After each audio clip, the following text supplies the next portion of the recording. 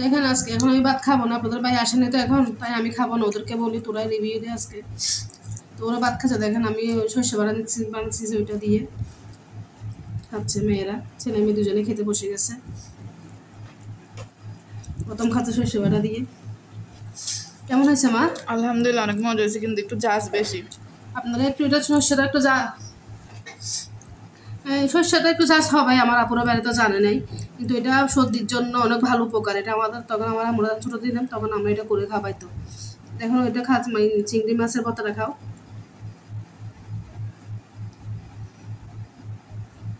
পাতাটা কেমন হয়েছে না? হ্যাঁ মজা হয়েছে, অনেক মজা হয়েছে না? এখন ডিমটা খাও, কেমন হয়েছে বলো আন্টিদেরকে আঙ্কেলদেরকে বলো।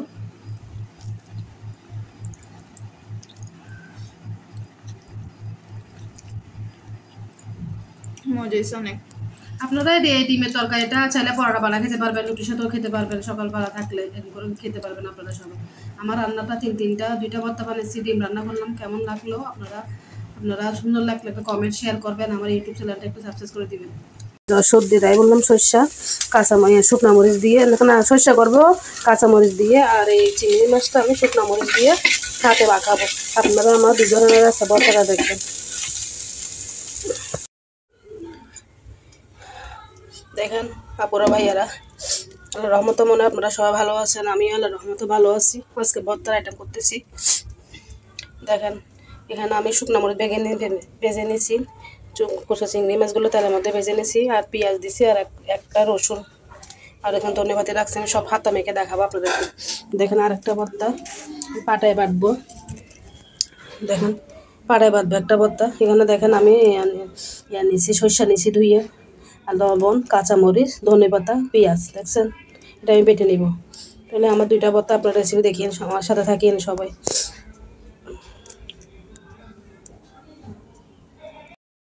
দেখেন পাটায় মধ্যে ভর্তা বানাইছি, সরিষা, কাঁচামরিচ, ধনেপাতা, পেঁয়াজ একটা দিছি, বেটে ফেলছি। আর একটা এখন বানাচ্ছি দেখেন, শুকনো মরিচা লবণ দিছি, ধনেপাতা করে নিছি, রসুন একটা, পেঁয়াজ। আমি এগুলো আগে মেখে নিই, তারপর আমি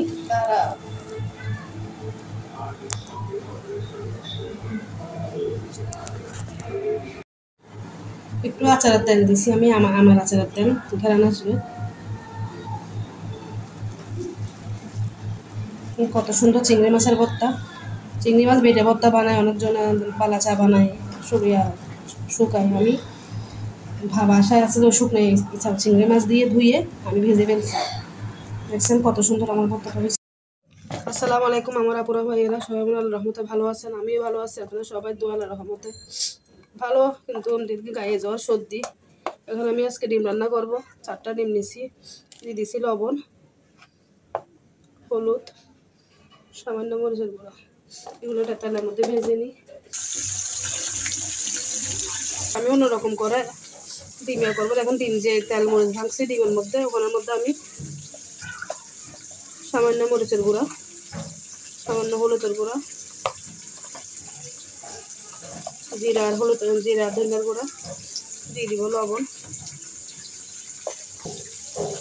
দিয়ে দিব, সামান্য আদা রসুন বাটা, বেশি দিব না, সামান্য একটা। তেলটা গরম হয়েছে, আমি তো ডিমগুলো ভেজে ফেলছি। এখন আমি পুরো রাখছি যে পেঁয়াজ, কাঁচামরিচ, টমেটো দিয়ে দিচ্ছি। পেঁয়াজগুলো লাল হয়ে গেছে। দেখুন আমার আজকে সব মশলা এরকম করে দিয়ে দিলাম, আপনাদেরকে দেখালাম সব মশলা দিয়ে।